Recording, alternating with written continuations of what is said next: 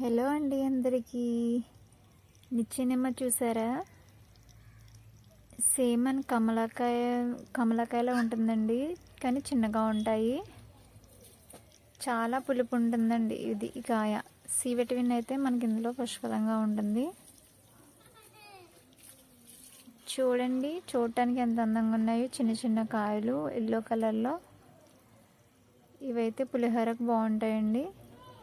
ఇవి తినడానికైతే చాలా పుల్లగా ఉంటాయండి. నిమ్మకాయ కంటే దారుణంగా ఉంటుంది దీని పులుపు. నోట్లో అయితే అసలు పెట్టుకోలేమండి.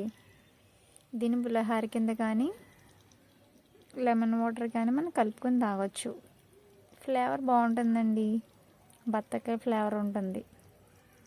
చూడండి, ఈ కాయలను ఒకసారి నేను కోసి చూపిస్తాను, లోపల ఎలా ఉందో చూడండి. చూసారా ఎలా ఉన్నాయో? కమలాకాయలాగే ఉన్నాయి కదండి. నచ్చితే లైక్ చేయండి.